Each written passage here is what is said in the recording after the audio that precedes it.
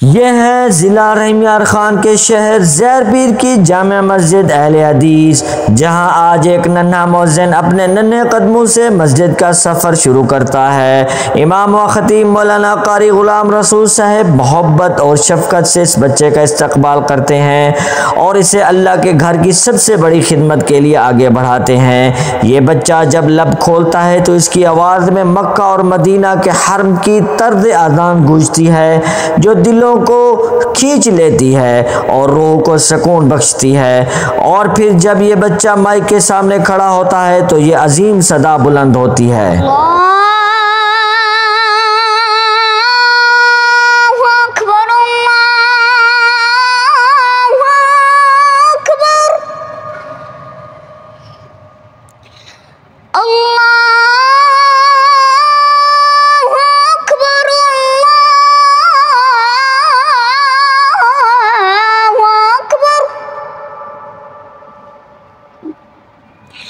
اشہد